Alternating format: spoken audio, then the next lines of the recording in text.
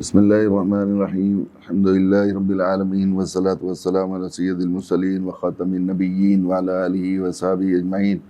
ومن تبعهم بإحسان ودعا بدعوتهم إلى يوم الدين اما بعد فاعوذ باللہ من الشیطان الرجیم بسم اللہ الرحمن الرحیم وقالوا كونوا هودا أو نصارى تهتدوا قل بل ملة إبراهيم حنيفا وما كان من المشركين قولوا آمنا بالله وما أنزل إلينا وما أنزل إلى إبراهيم وإسماعيل وإسحاق ويعقوب والأسباط وما أوتي موسى وعيسى وما أوتي النبيون من ربهم لا نفرق بين أحد منهم ونحن له مسلمون فإن آمنوا بمثل ما آمنتم به فقد اهتدوا وإن تولوا فإنما هم في شقاق فسيكفيكهم الله وهو السميع العليم صبغة الله ومن أحسن من الله صبغة ونحن له عابدون قل أتحاجوننا في الله وهو ربنا وربكم ولنا أعمالنا ولكم أعمالكم ونحن له مخلصون أم تقولون إن إبراهيم وإسماعيل وإسحاق ويعقوب والأسباط كانوا هودا أو نصارى قل أنتم أعلم من الله ومن أظلم ممن كتم شهادة عنده من الله والله بغافل عما تعملون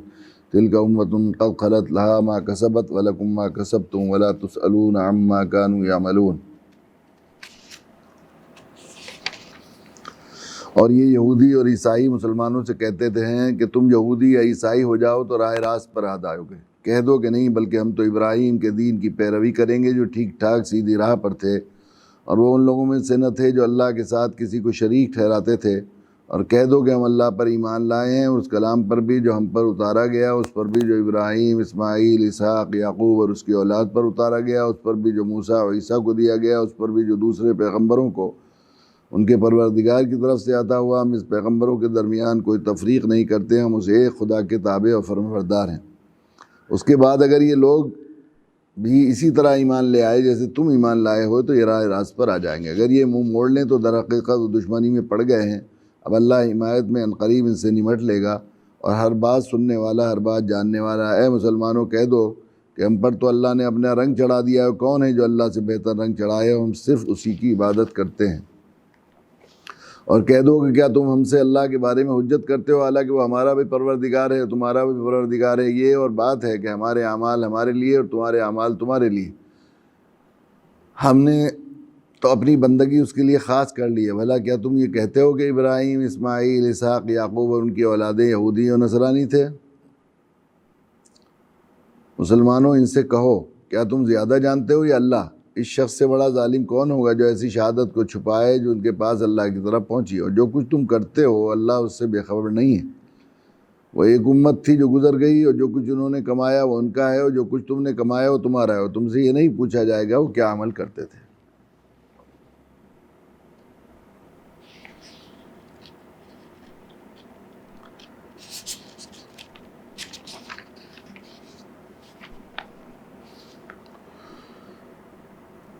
یہاں تک انبیاء علیہ حضرت ابراہیم اور حضرت یعقوب کی اس وصیت کا ذکر تھا، اور اپنے نسل اور اپنی قوم کے لیے ان کی فکر کا، کس چیز کے لیے انہیں سب سے زیادہ فکر تھی اور کیا چیز وہ سب سے بڑی خیر خواہی سمجھتے تھے۔ یہ انبیاء علیہ السلام جو جن کی نسبت پر اور جن کے تعلق پر اور جن سے اپنی روحانی اور ایمانی اور نسبی نسبت پر یہ ناز کرتے تھے، ان کا طریق کیا تھا، ان کا مزاج کیا تھا، ان کا شعار کیا تھا، یہ واضح کیا گیا ہے۔ پھر ان کی وہی کجروی اور غلط طریقے کی طرف پھر ان کو متوجہ کیا جا رہا ہے۔ تم نے جو ہے وہ ابراہیمی دین چھوڑ کر، اسرائیلی دین چھوڑ کر، انبیاء علیہ السلام کا طریقہ چھوڑ کر، اپنے آپ عز و انکساری کرنے، ڈرتے ڈرتے جو ہے عبادت کرتے رہنے کے بجائے اپنی بڑائی اور اپنی جو ہے ڈھیٹ پن کے اوپر تم لوگ جو ہے وہ ہوتے رہے۔ تو یہ کیا کہتے تھے، وقالو، یہ کیا کہتے، ان کی جو غلط روی تھی اور جو ان کا مزاج تھا، جو سوچ تھی ان کی، وہ یہ تھی، قالو کونوا ھودا او نصارا تہتدوا، کہ تم یہودی نصارہ بن جاؤ۔ یہود کے علماء اور وہ جو ہے وہاں کے مدینہ منورہ کے جو یہودی علماء تھے وہ یہی کہا کرتے تھے کہ بھئی چونکہ ہم ہی ہدایت پر ہیں اور ہمیں ہی اللہ نے منتخب کیا ہے،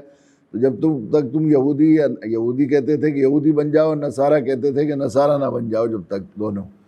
حتیٰ کہ خود آپس میں بھی یہ کہتے تھے کہ جو ہے وقالت الیہود لیست النصارى علی شیء وقالت النصارى لیست الیہود علی شیء۔ اپنے کو حق پر ہونا اور اپنے کو صحیح سمجھنا یہ چونکہ راستہ چھوڑ دیا تھا انہوں نے، اللہ وَمَن يَعْشُ عَن ذِكْرِ الرَّحْمَٰنِ نُقَيِّضْ لَهُ شَيْطَانًا فَهُوَ لَهُ قَرِينٌ وَإِنَّهُمْ لَيَصُدُّونَهُمْ عَنِ السَّبِيلِ وَيَحْسَبُونَ أَنَّهُم مُهْتَدُونَ۔ جو رحمان کے ذکر سے، یاد سے غافل ہو جائے، جو اللہ کی یاد بھول جائے، اللہ کو بھول جائے، اللہ کا حکم ماننے کے بجائے، اس کا ہونے کے بجائے، اس کے آگے اپنے آپ کو سر جھکانے کے بجائے وہ جو ہے روگردانی اختیار کرے، اللہ کو بھول جائے، تو ظاہر ہے جو رحمان اور مشفق اور محسن کو بھول جائے اپنے، تو اس پر شیطان دشمن مسلط کر دیا جاتا ہے، تو اس کا نتیجہ یہ ہوتا ہے وَإِنَّهُمْ لَيَصُدُّونَهُمْ عَنِ السَّبِيلِ وَيَحْسَبُونَ أَنَّهُم مُهْتَدُونَ، کہ وہ راستے سے اسے ہٹاتا بھی رہتا ہے۔ شیطان کی تلبیس کا نتیجہ یہ ہوتا ہے کہ اسے وَيَحْسَبُونَ أَنَّهُم مُهْتَدُونَ، وہ یہ سمجھتے ہیں کہ ہم ہی ہدایت یاب ہیں۔ چونکہ انہوں نے راستہ صحیح چھوڑ دیا تھا، انبیاء کا راستہ چھوڑ دیا تھا، اور نبیوں کی ڈگر چھوڑ دی تھی، آبا کا جو اصل طریقہ تھا وہ خیر خواہی کا طریقہ اور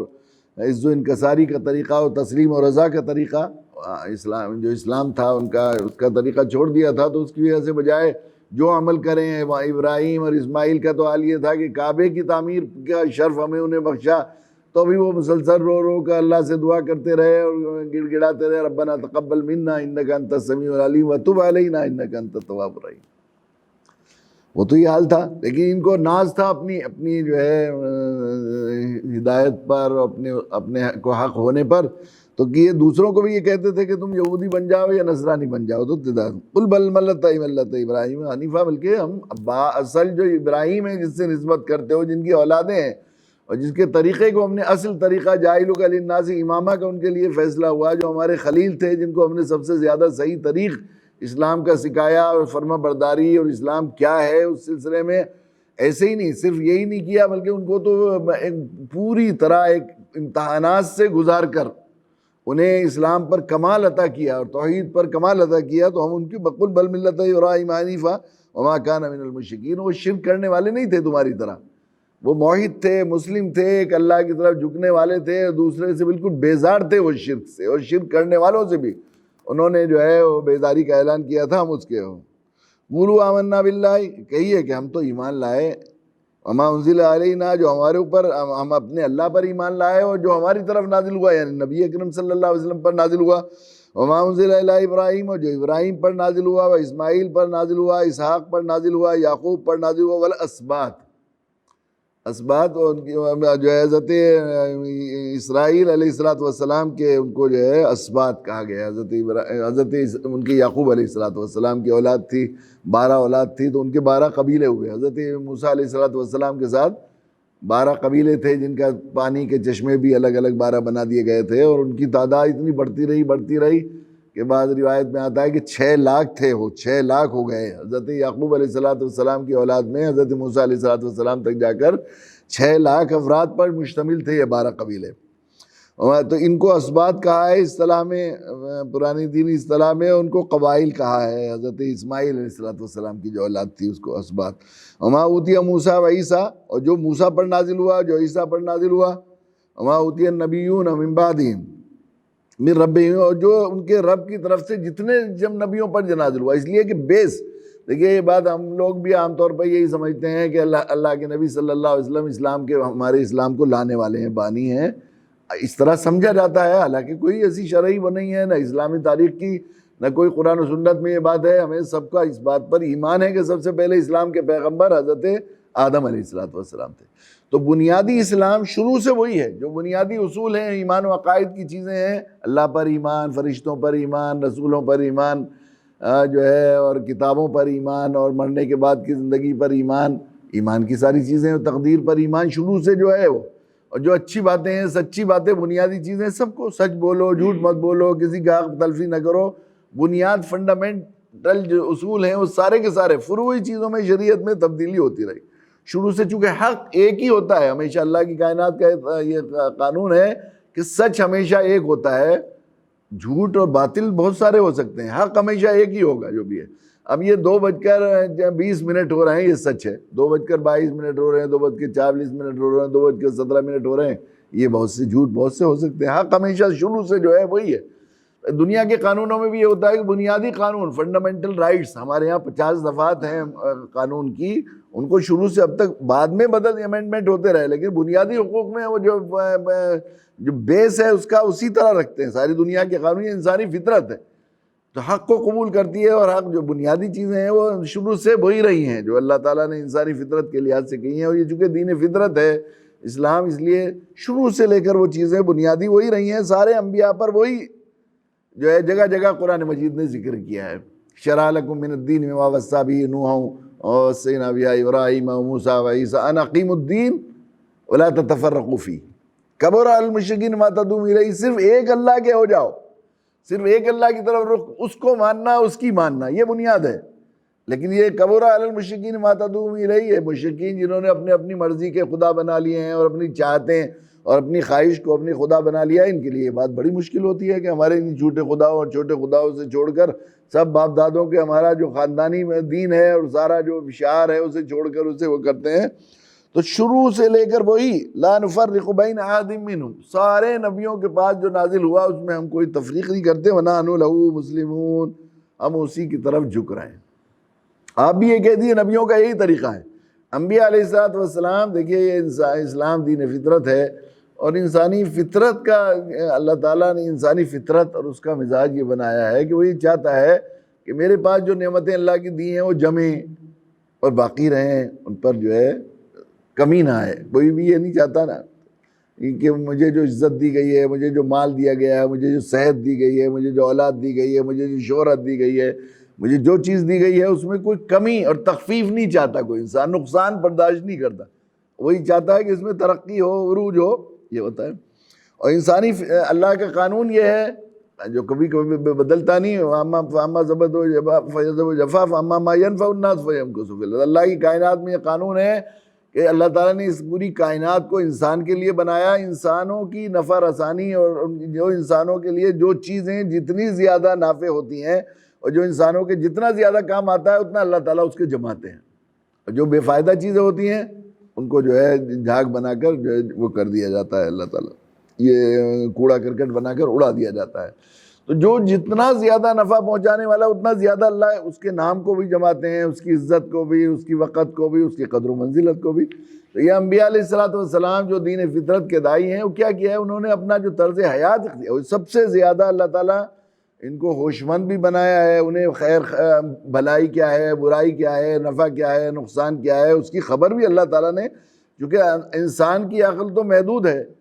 اس کے جو تجزیے ہیں اور اس کے جو ہیں وہ محدود ہو سکتے ہیں، کبھی غلط بھی ہو جاتے ہیں. کتنے اندازے، اور آدمی یقینی طور پر یہ سمجھتا ہے کہ یہ لائن میرے لیے کامیابی کی ہے، اور بعد میں نتیجہ نکلتا ہے کہ نہیں، غلط، میرا خیال غلط تھا، وہاں بھول ہو گئی تھی، فلاں جگہ غلطی ہو گئی تھی. لیکن اللہ تعالیٰ تو غیب کے علم کو جانتے ہیں. اللہ تعالیٰ نفع نقصان کو انسان کے خوب جانتے ہیں. اللہ تعالیٰ نے انبیاء علیہ الصلوۃ والسلام کو وہ طریقے سجائے، وہ طرز زندگی سجائی جو انسان کے لیے سب سے زیادہ خیر کی اور بھلائی کی تھی. وہ اس کو جاننے والے بھی ہیں. انسانوں کے لیے اور اپنی نسل، اپنے لیے بھی کون سا طریقہ سب سے زیادہ بہتر ہو سکتا ہے طرز زندگی، اور کیا سوچ اور کیا چیز ہمارے لیے نفع بخش ہو سکتی ہے، اور ہماری نسلوں کے لیے بھی کون سی چیز سب سے زیادہ نافع اور خیر خواہی کی ہو سکتی ہے. انبیاء سے زیادہ اس میں کوئی ہوش مند اور ان سے زیادہ باخبر اور جاننے والا اس زمین کی میں پیدا ہونے والے لوگوں میں نہیں، جن کا علم 100% یقینی ہے، ظنی نہیں ہے. وہ تجرباتی نہیں ہے کہ سائنس ہے کہ تجربوں سے آج ایک تجربہ ہے کل کو دوسرا ہے. وہ تو بنانے والے کا علم ہے. وہ جو لے کر آتے ہیں علم،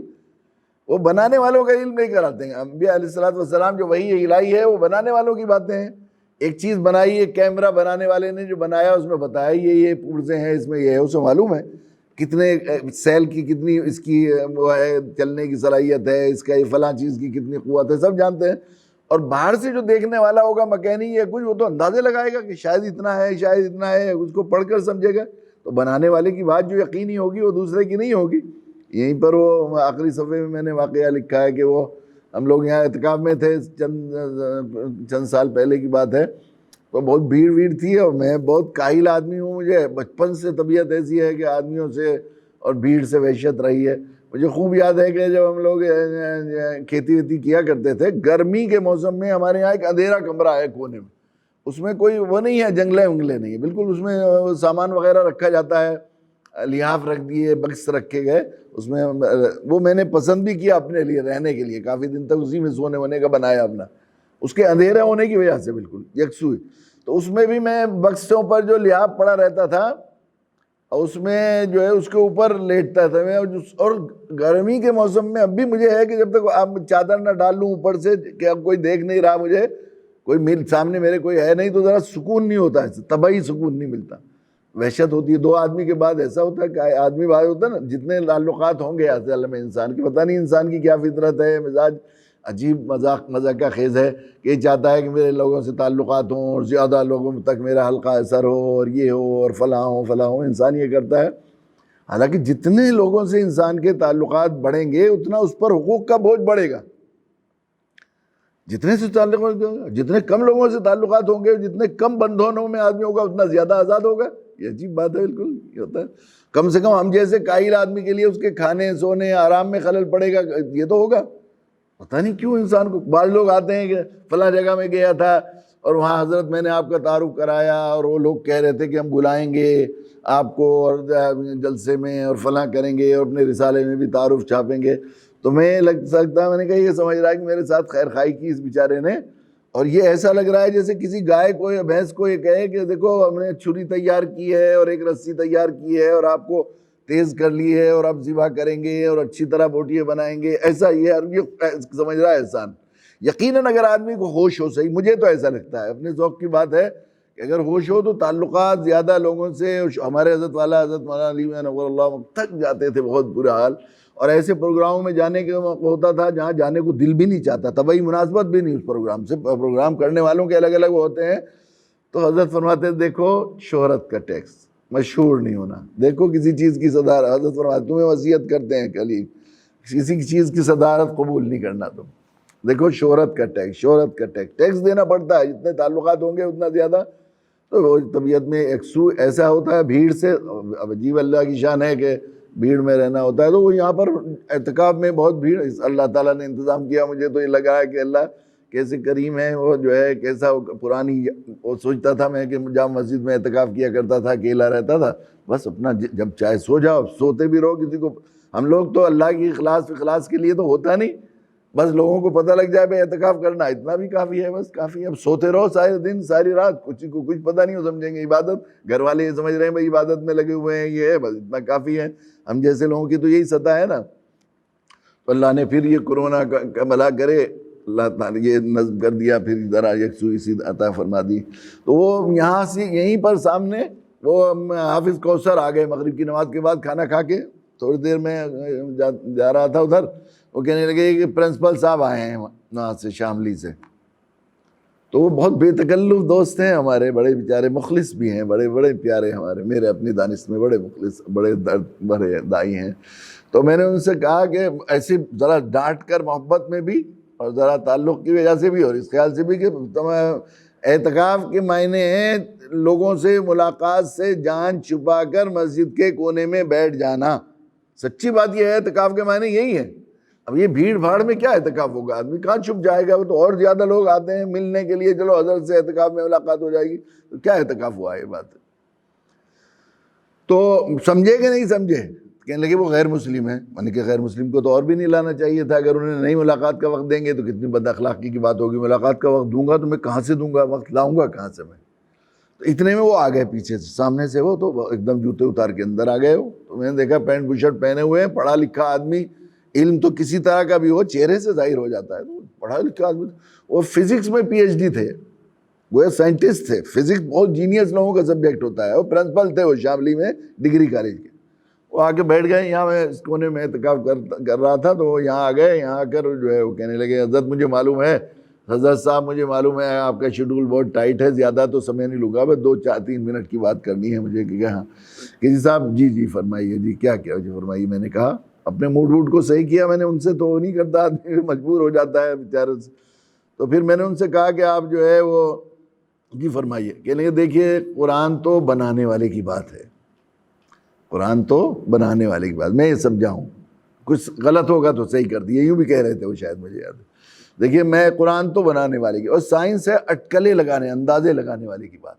پہلے ایک اندازہ طے کرتے ہیں, پھر اسے تجربے کو پرکھتے ہیں, اگر ثابت ہو گیا تو پھر کبھی پھر بدلتے رہتے ہیں روز, ان کی ریسرچ اسی لیے تو بدلتی رہتی ہے. تو سائنس جب اپنے تحقیق کے کمال ریسرچ کے پیک پوائنٹ پر پہنچے گی، آخری درجے پہ پہنچ جائے گی، تو وہاں پہنچے گی نا جہاں قرآن نے بتائی ہے۔ میں نے کہا بات تو بہت صحیح ہے آپ کی، تو بات میں نے کہا تو پھر تو آپ کے پاس کچھ وقت لگانا پڑے گا ہمیں کچھ سیکھنے کے لیے، یہ بات ہے۔ میں نے ان سے کہا کہ لیکن مولانا صاحب لوگوں کو پتہ تو لگے کہ قرآن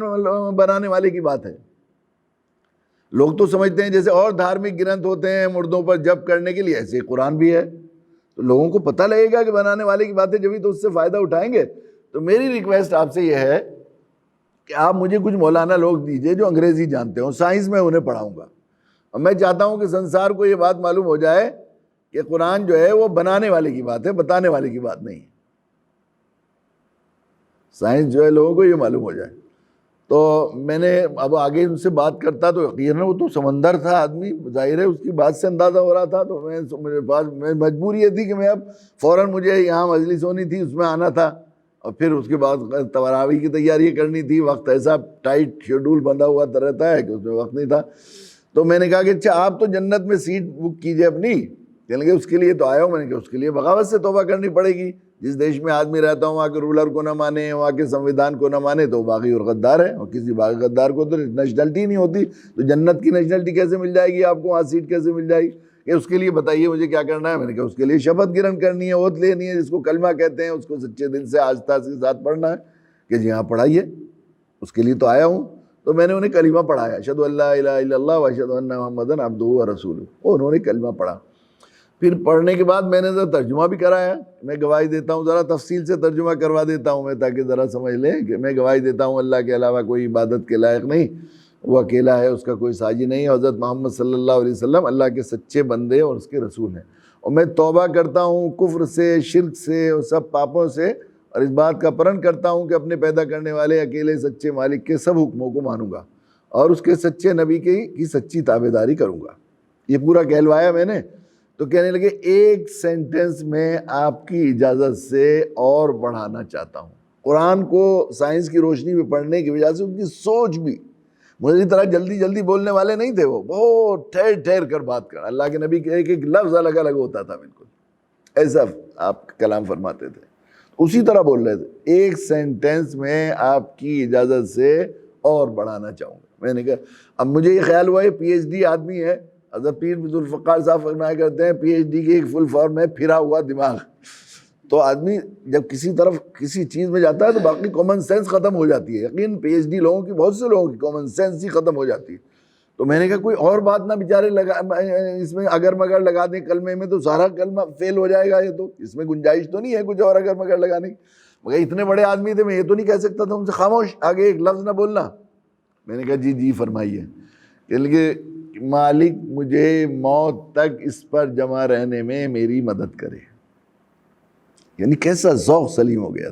تو یقیناً یہ تو بات جو ہے انبیاء علیہ الصلوۃ والسلام جو علم لاتے ہیں اور جو ان کو پتہ ہے نفع نقصان کی بات،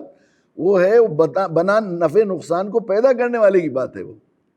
اس سے زیادہ اتھینٹک اور اس سے زیادہ صحیح بات کوئی ہو نہیں سکتی عقل کی۔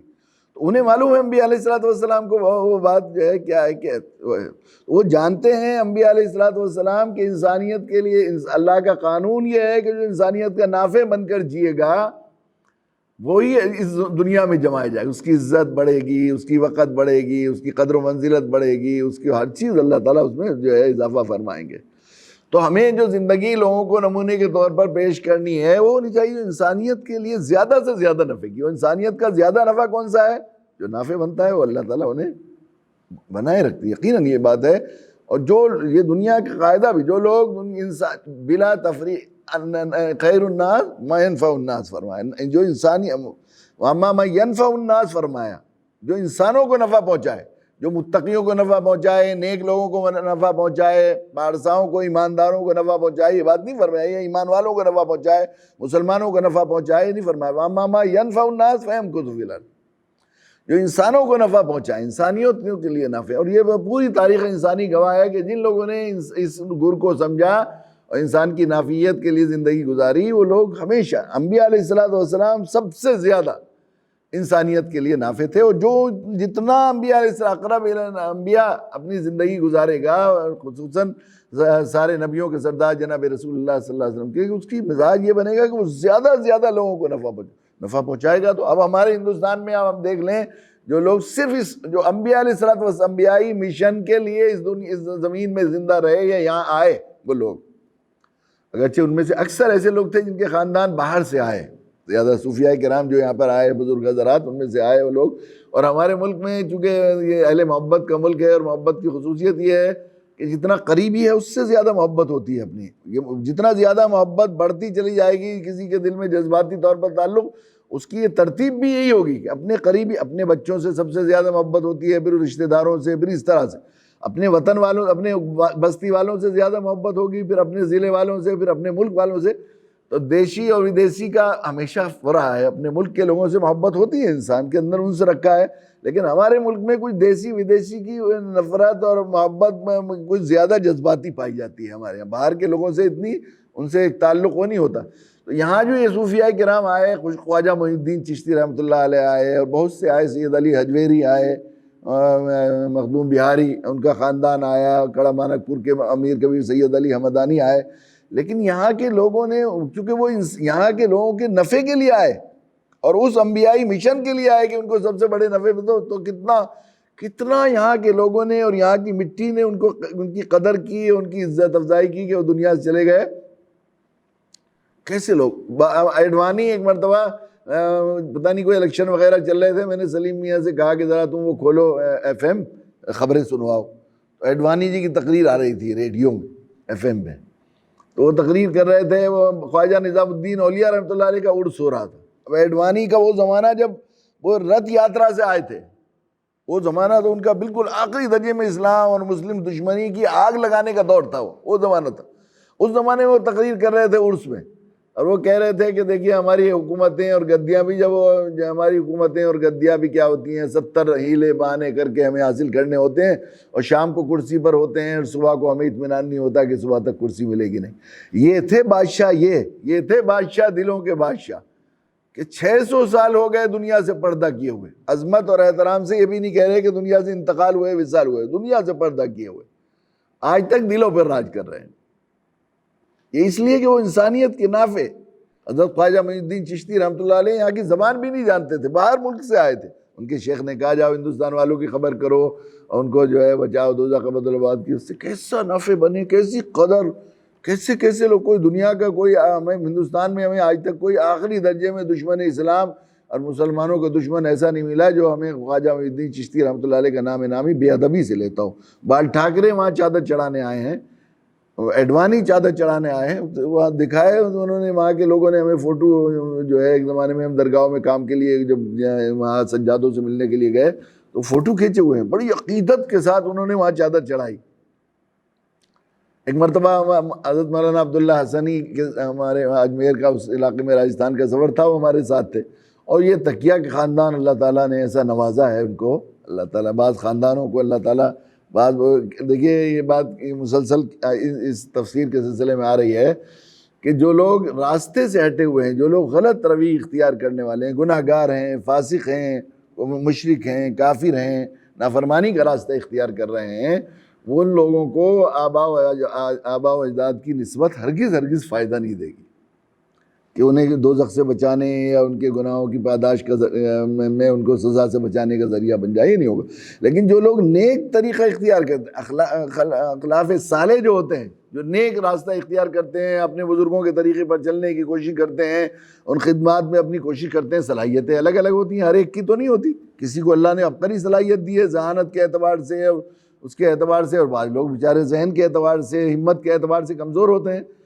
تو وہ لوگ اگر محنت کریں گے اور کوشش کریں گے، اپنے اسلاف کی راہ پر صالحیت کا راستہ اختیار کریں گے، تو اللہ تعالیٰ ان کو ضرور اس نسبت کی برکت عطا ہوتی ہے۔ چنانچہ یہ ہوتا ہے، بعض خاندان ایسے ہیں کہ مسلسل زندہ ہیں، اور اللہ نے وہ کیا ہے، تکیے کا خاندان ہمارا، وہ حضرت شاہ عالم اللہ رحمۃ اللہ علیہ کا خانوادہ ایسا ہے کہ وہاں یقیناً پیدا ہونے والا بچہ اپنی فطری صفات پر ایسا تربیت ہو کر آتا ہے، جہاں لوگ 50 سال کے مجاہدوں کے بعد عاجزی، انکساری، بے نفسی اور اخلاص جو ان کے یہاں پایا جاتا ہے، وہ وہاں دیکھنے کی چیز ہوتی ہے، یقیناً وہ ایسی وہ ہوتا ہے وہاں پر، اللہ تعالیٰ نے وہاں پر۔ تو حضرت یہ چونکہ سید احمد شہید رحمۃ اللہ علیہ کے خانوادے میں اللہ نے خاص رکھا ہے، خاص سنت، توحید و سنت، یہ بنیادی امتیاز و اختصاص ہے حضرت سید صاحب رحمۃ اللہ علیہ کے سلسلے کی برکت اللہ تعالیٰ نے رکھی ہے۔ اس لیے حضرت مولانا اشرف علی تھانوی نور اللہ مرقدہ فرمایا کرتے تھے کہ مجھ جیسا بے بصیرت آدمی یہ بتا دے گا کہ سید صاحب کا یہاں سے گزر ہوا ہے، آج تک سنت کے انوارات یہاں میں، وہ تو بے بصیرت تو حضرت عظیم کساری میں فرما رہے تھے، آج تک سنت کے انوارات محسوس ہوتے ہیں، جہاں چلے جاتے ہیں ایسا حال ہے وہاں پر، اتنی احتیاط۔ حضرت کسی نے لکھا ہے ارواح ثلاثہ میں حضرت میاں جی نور محمد جنجانوی رحمۃ اللہ علیہ اصلاً شاہ عبد الرحیم ولایتی سے بیعت تھے، حضرت تھانوی نور اللہ مرقدہ نے یہ بات لکھی ہے کہ لیکن بعد میں شاہ عبد الرحیم صاحب ولایتی اور حضرت سید احمد شہید کی جب سہارنپور میں ملاقات ہوئی تو ایک دوسرے نے نسبت کو جاننے کی کوشش کی کہ وہ بڑا ہوا تو اندازہ ہوا کہ وہ دونوں کی نسبتیں برابر ہیں، روحانی نسبت کے، لیکن حضرت شاہ عبد الرحیم ولایتی رحمۃ اللہ علیہ نے سید صاحب سے بیعت ہونے کی درخواست کر دی، کیونکہ میں نے دیکھا کہ سنت کی کا جو نور آپ کے پاس ہے وہ میرے پاس وہ موجود نہیں ہے، میں اسے حاصل کرنے کے لیے بیعت، تو پھر اپنے تمام خلفاء کو بیعت کرایا، حضرت میاں جی نور محمد جنجانوی رحمۃ اللہ علیہ کو بھی بیعت کرایا۔ اس کی وجہ سے اتنا زیادہ سنت پر رسوخ اور احتیاط شریعت کے معاملے میں ہو گئی تھی۔ حضرت تھانوی نے اس واقعے کو لکھا ہے کہ یہ سید صاحب کی نسبت کی برکت تھی کہ ان سے کسی نے کہا کہ حضرت فلاں شخص بہت اچھا نعت پڑھتا ہے، لڑکا بہت ہی پیاری نعت پڑھتا ہے، بلائیں ہم، دل بھر آتا ہے۔ تو انہوں نے کہا بھائی دیکھو جو ہے سما بغیر مضامیر کے بھی علماء کا اختلاف ہے، لوگ مجھے کبھی کبھی امام بنا دیتے ہیں، اس لیے میں احتیاط کرتا ہوں، بغیر باجے گاجے کے بھی گانے وانے میں علماء کے اختلاف ہے، تو میں کسی اختلافی اتنی احتیاط ان کے سید صاحب رحمۃ اللہ علیہ، اور توحید پر تو آخری درجے میں، ایسا حال سنت کے سلسلے میں حضرت مولانا نور اللہ مرقدہ عجیب غریب واقعہ سنایا کرتے تھے، واقعات سناتے حضرت تو یہ شعر سناتے ہم نے اپنے آشیانے کے لیے جو چبھے دل میں وہی تن کے لیے۔ تو سید صاحب رحمۃ اللہ علیہ کے سلسلے کو اللہ تعالیٰ نے بہت ہی خاص نوازا تھا۔ حضرت فرماتے تھے کہ شام کے ایک عالم نے ہمیں یہ بتایا، ابو الحسن نام تھا ان کا، حضرت نے یہیں فرمایا، یہیں مہمان خانے کے باہر ہی ہمیں وہ آئے تھے شام کے، تو یہیں سنایا واقعہ، مہمان خانے کے باہر کرسیاں لگی ہوئی تھی حضرت کی، جب گرمی کے موسم میں لگتی تھی وہیں کرسی پر بیٹھے ہوئے تھے، یہیں سنایا ہمیں کہ ہم نے جو ہے سیرت سید احمد شہید پڑھ رہے تھے تو ہم پر بہت عجیب کیفیت طاری ہوئی، اور سیرت سید احمد شہید کی ایک خصوصیت ہے، ایک تو سید احمد شہید رحمۃ اللہ علیہ کی سیرت حضرت مولانا کی لکھی ہوئی ہے، کچھ نہ کچھ اعمال میں خصوصاً نمازوں کی کیفیت ضرور، کوئی آدمی مجھے نہیں ملا جس نے سیرت سید احمد شہید پڑھی ہو اور کچھ دن کے لیے، کم سے کچھ ہی دن کے لیے اس کی نمازوں کی کیفیت نہ بدلی ہو، نمازوں کے ساتھ دلچسپی اور نمازوں میں خشوع و خضوع اور حضور کچھ نہ کچھ اس سے میسر نہ ہوا، بعض چیزوں میں اللہ تعالیٰ تاثیر رکھتے ہیں۔ تو انہوں نے وہ پڑھی تو مجھ پر وہ کیفیت طاری ہوئی، تو میں نے خواب میں سید احمد شہید رحمۃ اللہ علیہ کی زیارت کی۔ اب خواب میں سید احمد شہید رحمۃ اللہ علیہ کی زیارت کی رات کو، تو میرے شیخ وہاں سے کافی اونچائی پر پہاڑ پر ایک بستی میں رہتے تھے، پیر جو تھے، وہ صبح فجر کی نماز سے پہلے انہوں نے کنڈی کھٹکھٹائی، وہ تشریف لائے، تو میں نے دروازہ کھولا تو شیخ ہے، تو مجھے حیرت ہوئی کہ اس وقت کیوں آئے، فوراً انہوں نے مسکرا کے یہ فرمایا ابو الحسن تم کہو یا ہم کہیں، تو مجھے فوراً خیال ہوا کہ میرے خواب کا ان کو کشف ہو گیا، وہ ایک تیسری دنیا کا ایک کنیکشن ہوتا ہے، کمیونیکیشن، وہ جہاں سے بات چلتی ہے وہیں پہنچ جاتی ہے، حالانکہ کوئی اور بات بھی ہو سکتی تھی لیکن ان کے دل میں وہی بات آئی کہ ابو الحسن تم کہو یا ہم کہیں، تو میں نے سوچا شیخ سے کہوں کہ دیکھیں کیا ہے، کیا معلوم ہوا، پھر مجھے خیال ہوا شیخ کا امتحان لینا بے ادبی کی بات ہے، تو حضرت میں نے آج سیرت سید احمد شہید پڑھ رہا تھا اور رات بڑی عجیب کیفیت میں حضرت سید صاحب کی زیارت کی، مجھے بہت ہی دل بھر آ رہا تھا، بہت ہی یاد آ رہی تھی، تو کہا کہ ہاں میں نے اچانک دیکھا کہ پورے علاقے میں سنت کے انوار سے پورا علاقہ منور ہو گیا، اب میں اس کے مرکز کو تلاش کرنے کے لیے تلاش کرتے کرتے اب یہاں آیا تو تمہارے گھر سے وہ نکل رہا ہے، تمہارے اندر دل سے نکل رہا ہے وہ، خواب میں زیارت کرنے سے جنگل علاقہ منور ہو گیا ہو تو ان کی سنت کے نور کا، کسی نے کہا تھا کہ وہ شاعر نے کہ وہ کیا نزاکت ہے کہ عارض ان کے نیلے پڑ گئے، میں نے تو بوسہ لیا تھا خواب میں تصویر کا، خواب میں دیکھا تو اتنے برکتیں، عکس پلکوں کا نہ چپ جائے تنے نازک پر، ان سے کہتے ہیں جو اس دل میں بسے بیٹھے ہیں، یہ بالکل ایسی کیفیت ہے، کہاں سے کہاں تک اثر ہوتا، ایسے انوارات سید صاحب. تو ان کے خاندان میں ابھی بھی اللہ کی شکر توحید کے سلسلے میں اور شرک سے آخری درجے میں کرائی. میرے حضرت والا فرمایا کرتے ہیں شرک کے سے پخانے کی طرح اگر کراہیت نہیں پیدا کریں گے اب نسلوں میں تو ایمان محفوظ نہیں رہ سکتا. اس طرح پخانہ دیکھتا ہے تو آدمی ایک دم بچ کے ناک بند کر کے اور عجیب کراہیت کے ساتھ نکلتا ہے، یہ کیفیت نہ ہو. تو وہاں ہم لوگ وہ اجمیر گئے تو وہاں جانا تھا جو ہے درگاہ میں اس کے لیے. میں نے کہا چلیے چلتے ہیں. حضرت مدنی رحمۃ اللہ نے لکھا ہے جو آدمی ادھر کو نکلے اور یہاں بغیر حاضر کے ہوتے ہوئے نکل جائے تو مجھے اس کے نسبت کے سلب ہونے کا خطرہ ہے. تو زیارت قبور کے لیے اشد الرحال فی زیارت قبور پر علماء کا ہو رہا ہے. تو ہمارے یہاں کے پھلت کے کوئی عالم دین وہ تھے، کیا نام ہے، شاہ محمد اسحاق صاحب کے شاگرد، تو وہ اجمیر میں وہ جو ہے وہ اس پر تقریر کر رہے تھے کہ اشد الرحال زیارت القبور جو ہے وہ ناجائز ہے، حرام ہے. تو حضرت شاہ محمد اسحاق صاحب، شاہ محمد یعقوب صاحب حج کے لیے جا رہے تھے. حج کو جاتے تھے، سورج جاتے تھے تو اجمیر ہوتے ہوئے جاتے تھے. انہیں معلوم ہوا کہ وہ آئیں گے اور یہاں پر جائیں گے، تو انہوں نے تقریر کی کہ انہوں نے کہا کہ آپ ہرگز یہاں نہ آئے، میں آج کے لیے تقریر کر رہا ہوں، لوگ کہیں گے تیرا استاد اور تیرا شیخ تو ایسا کر رہا ہے تو تو کیوں کر رہا ہے. انہوں نے کہا تم اپنی تقریر جائر رکھنا اور ہم اعتراف کریں گے، اور ہم جو ہے وہ کھٹملوں کے اس سے جو ہے وہ اپنے گھر کو نہیں چھوڑ سکتے. کچھ اس طرح کی بات کہی کہ ہم جب جا رہے ہیں، گزرتے ہوئے جا رہے ہیں تو ہم زیارت کرتے جائیں گے، وہاں پر جائیں گے. تو یہ حضرت مولانا عبداللہ صاحب سے بھی میں نے کہا کہ چلتے ہیں وہاں پہنچے. وہاں جا کر دیکھا تو وہاں تو حال یہ ہے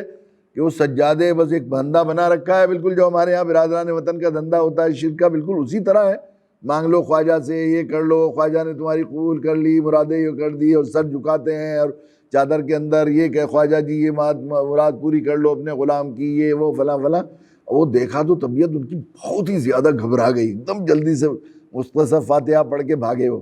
اور میں نے دیکھا کہ چہرہ بالکل ان کا برا حال ہو رہا ہے. تو میں نے ان کے رخ کو ذرا وہ کرنے کے لیے کہا کہ مولانا ایک بات چیز بتاؤں. میں نے کہا ذرا جوتے والے یہ جو جوتے کے ٹوکن رکھتے ہیں وہاں پر، جوتا جو رکھتے ہیں وہاں لوگ، تو وہ ٹوکن والے بیٹھے رہتے ہیں، 1 روپیہ لیتے ہیں وہ، یا اب تو 5 روپے لینے لگے یا 10 روپے لیتے ہیں، وہ شاید 5 روپے لیتے ہیں، اور جوتے پر رسی باندھ کے ٹوکن دے دیتے ہیں. تو میں نے کہا جوتے والے گنیے کتنے ہیں، یہ تو وہ 11 دکانیں تھیں جوتوں والوں کی. میں نے کہا دیکھیے یہ اللہ کے بندے کیسے نافع بن کے آئے تھے انسانیت کے لیے، خیر خواہی کے لیے، کہ آج ان کی درگاہ کے زیارت کرنے والوں کے جوتوں کے صدقے میں 11 خاندان پل رہے ہیں، 11 خاندان پل رہے ہیں. پھر میں نے کہا اب یہ ٹریول ایجنسی والوں کو دیکھیے،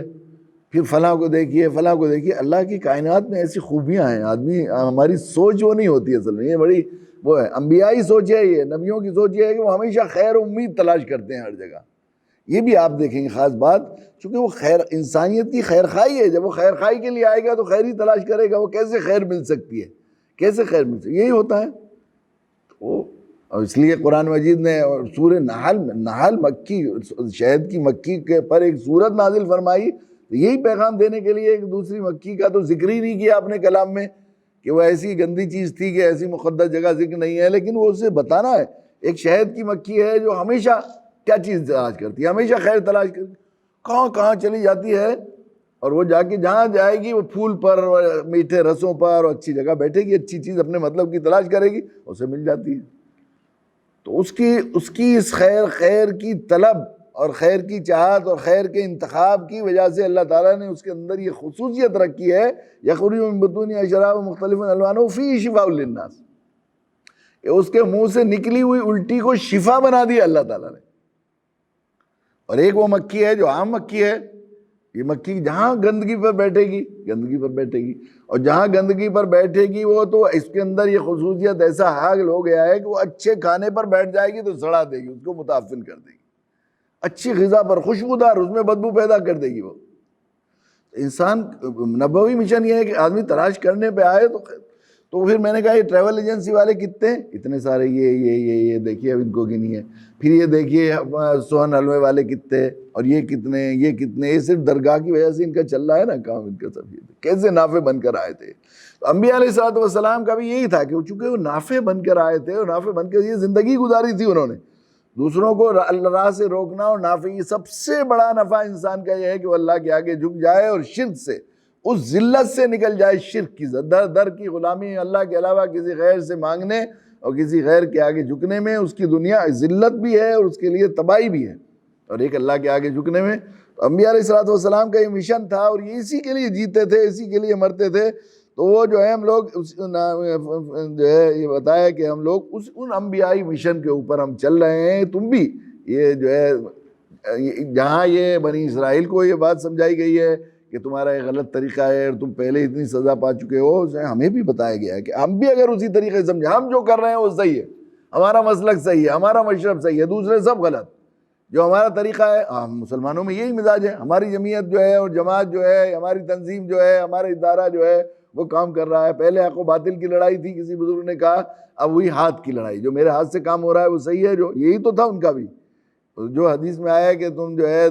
دوسری قوموں کے طریقے پر چلو گے، لَتَتَّبِعُنَّ سُنَنَ مِن قَبْلِكُمْ، تم پچھلے طریقے پر چلو گے، یہاں تک کہ وہ گو کے سوراخ میں گھسیں گے تو تم بھی گو کے سوراخ میں گھسو گے۔ تو وہ ساری برائیاں جو یہودیوں کی اور نصارہ کی تھیں وہ ہمارے اندر پیدا ہو گئی ہیں۔ ہمیں بھی ہر بس اب دوسرے کی تحقیر اور اپنی تفضیل، بس اسی پر ہی یہ ساری توجہ ہوتی ہے۔ یہ ان کا بھی مزاج تھا۔ فَإِنْ آمَنُوا بِمِثْلِ مَا آمَنْتُمْ بِهِ لَا نُفَرِّقُ بَيْنَ أَحَدٍ، ہم سب کو مانتے ہیں، ساری بنیادی چیزوں کو ان کو مانتے ہیں جو صحیح تھے، جو حق تھے، جن کی بات ہمیں معلوم ہوئی ہے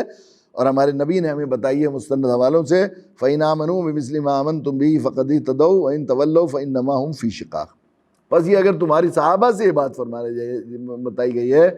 کہ اگر یہ تمہاری طرح ایمان لے آئیں، معیار حق ایمان جو معیار ہے ہمارے یہاں، ان کا ہے، جن کو ہم نے خطاب دے دیا رضی اللہ عنہم ورضوا عنہ، وباؤ بقدم ضربت علیہم الذلہ والمسکنہ، وہ لوگ والے نہیں ہیں جن پر ذلت و مسکنت تالی کر دی گئی ہے کہ اپنی مرضی کے مطابق دین کو منوانے کی وجہ سے، وہ اپنی چاہت سے دستبردار ہو کر اللہ اس کے رسول کا حکم ڈرتے ڈرتے ماننے والے صحابہ، یہ ہے ہمارے لیے معیار۔ فَإِنْ آمَنُوا بِمِثْلِ مَا آمَنْتُمْ بِهِ فَقَدِ اهْتَدَوْا، اگر تمہاری طرح یہ ایمان لے آئیں گے تو یہ ہدایت یاب ہوں گے۔ وَإِنْ تَوَلَّوْا فَإِنَّمَا هُمْ فِي شِقَاقٍ، اور اگر یہ روگردانی کرتے ہیں تو میں جو ہے پھر تمہارا کوئی لینا دینا نہیں، میں تمہارا راستہ الگ، ہمارا راستہ الگ ہے۔